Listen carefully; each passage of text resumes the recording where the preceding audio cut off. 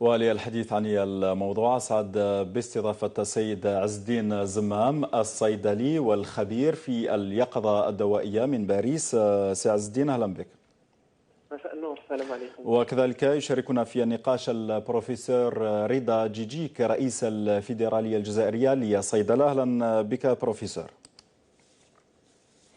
البداية بك سي عز الدين زمام، بصفتكم صيدلي وخبير في اليقظة الدوائية. سؤالي الأول: بعد أن اكتشف الجزائريون حقيقة صاحب هذا المكمل الغذائي رحمة ربي، هو ليس طبيب ولم يدرس في كلية الطب بجنيف، ربما أنتم حذرتم منذ أسابيع من هذا المنتوج، من هذا المكمل الغذائي. الآن الجزائريون تحت الصدمة، قلق وخوف كبير عند مرضى السكري. قلت قبل قليل سيد زمام، لحد الآن تركيبة هذا المنتوج تبقى مجهولة. هل لك أن توضح لنا الأمر؟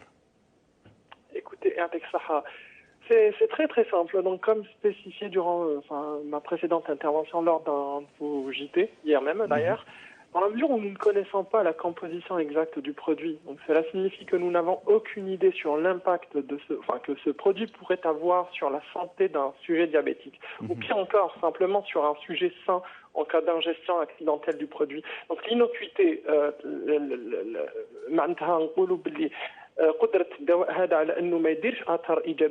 demeure totalement inconnue. Donc très factuellement, durant les derniers mois, le fabricant de ce produit, donc en l'occurrence monsieur Zaibot, ainsi que quelques responsables, ont fait la promotion d'un produit dont nous ne connaissons simplement pas l'innocuité, ni l'efficacité d'ailleurs.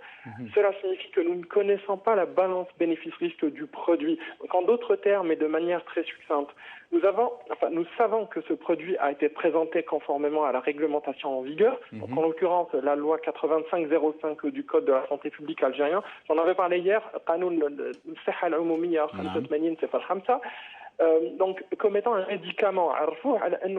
Donc si un patient ayant des connaissances médicales limitées ou n'ayant pas été suffisamment briefé, sensibilisé par un professionnel de santé ainsi que les autorités compétentes ou encore les associations de patients, s'il prend ce médicament, nous ne savons clairement pas si le produit peut entraîner ou pas des événements indésirables. Pire encore, si le patient arrête sa thérapie insulinique, cela pourrait entraîner des conséquences gravissimes, pouvant aller jusqu'au coma acidocétosique. Donc c'est très très très grave sur le plan de santé publique. نعم السيد عز الدين زمام، الآن تم سحب هذا المنتوج من كل الصيدليات، لكن هذه القضية خلفت استياء كل الجزائريين، خلفت استياء مهني الصحة في الجزائر. سؤالي: أين كانت المخابر؟ أين كان المسؤولون قبل الإعلان عن أي منتوج يوجه للاستهلاك؟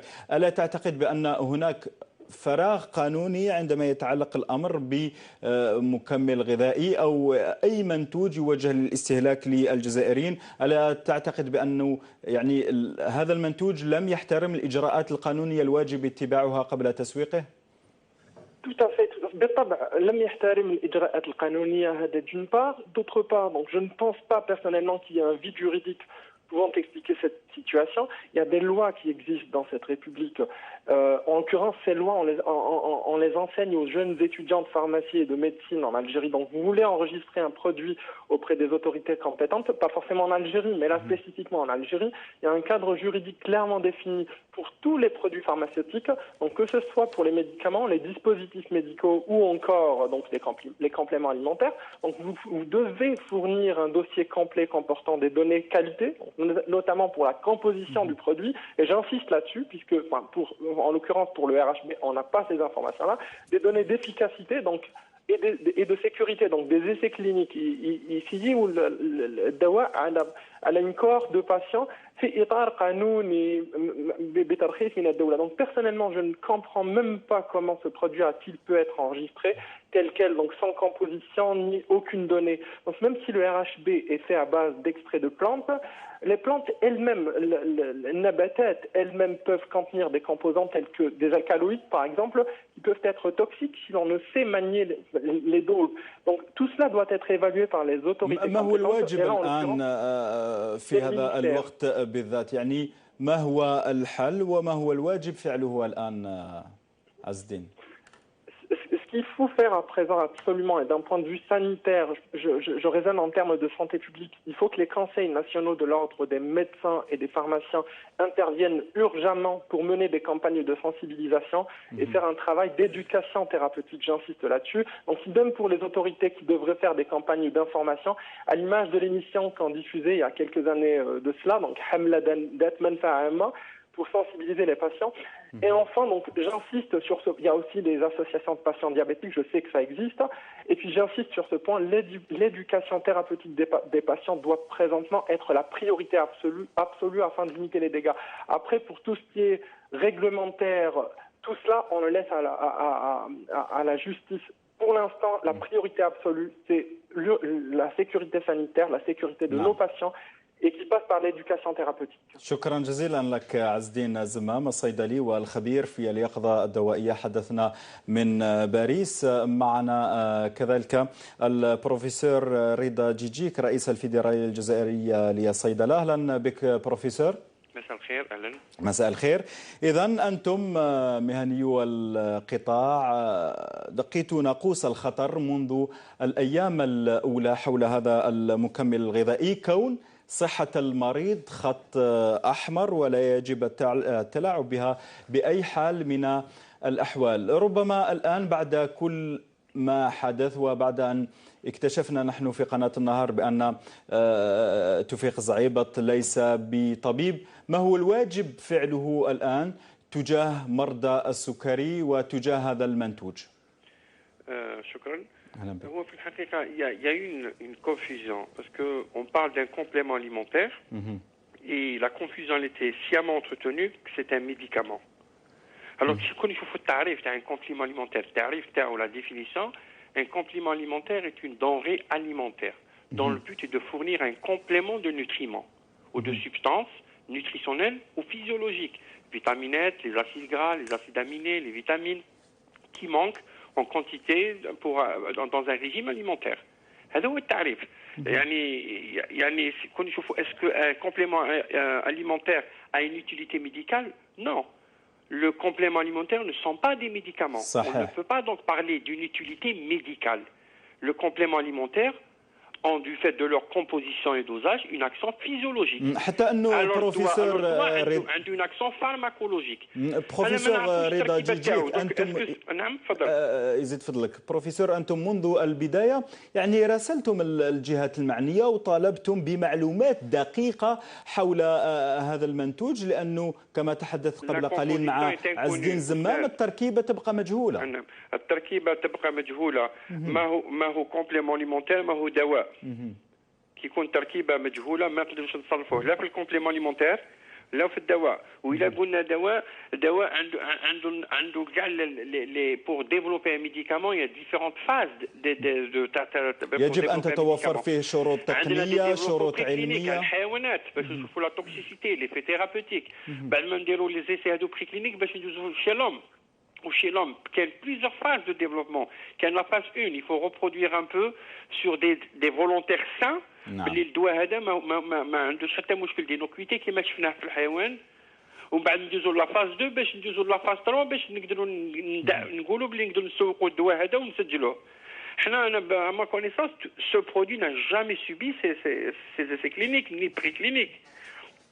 Et maintenant on parle de complément alimentaire, il ne répond même pas aussi à la définition d'un complément alimentaire.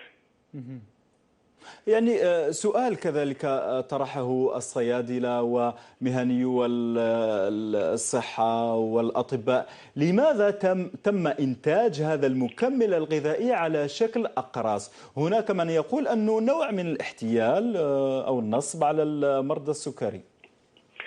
شوف الكومبليمون alimentaire on peut le présenter sous plusieurs formes. ماهوش مشكل. انا قلت لك كاين كونفيزيون كي سيامون باسكو مع الاول كان كي بداو يهضروا على هذا البرودوي هذا كانوا يهضروا مع الاول كدواء. اذا تشوفوا الاسابيع اللي فاتوا on parlait de médicaments. بعد un certain moment on a changé, on parle de complément alimentaire. لأنه لا يتوفر، لأنه بروفيسور لا يتوفر لا على الشروط التقنية والعلمية في كدواء. نعم. لأنه لماذا تم تصنيفه كمكمل غذائي؟ لأنه لا يتوفر على الشروط العلمية التقنية كدواء. بارك الله فيك. لا يتوفر فيه الشروط كدواء. وكي نقولوا الكومبليمون اليمونتير ما يقدرش، ماهوش دواء، ما عنده حتى اون يوتيليتي ميديكال. الكومبليمون اليمونتير عنده اون اكسون فيزيولوجيك اي نون با اون اكسون فارماكولوجيك. يعني ما يتوفرش، ما يقدرش يداوي الكومبليمون اليمونتير. هو مكمل غذائي، لي زاسيد غرا، فيتامينات، هذا هو المكمل الغذائي. دونك انا كيفاش المرضى تاعنا نقول لهم بالمكمل الغذائي داوي به ديابيت؟ محال. اذا ليس لديه اي اثر حول صحه الانسان، حتى انه يعني تابعنا العديد من الصيادله. بروفيسور رضا جيجيك هذا صاحب المنتوج هذا جاء عندنا في قناة النهار، وحتى أنه العديد من الصيادلة تابعوه، خاصة عندما قال أنا الآن سأشرب ربما علبة كاملة من هذا المكمل الغذائي ونروح نكمل يعني العمل تاعي. إذن ليس لديه أي تأثير على مرضى السكري، ليس لديه أي فعالية. والله هو هذا لو برودوي اللي انكوني، on sait pas ce qu'il y a à l'intérieur. Chaque fois que j'ai vu par les émissions ou l'a lu un peu ça par rapport à ce produit, ما عندنا حتى تشكيله يعني des informations concernant le contenu de ce produit. Donc ما نقدر نقولوا عليه والو. انا sincèrement je ne vois ni complément alimentaire ni médicament. صحيح. نعم. شكرا جزيلا لك بروفيسور رضا جيجيك رئيس الفيدرالية الجزائرية للصيدلة على كل هذه التفاصيل التي قدمتها على هذا المنتوج. شكرا جزيلا لك.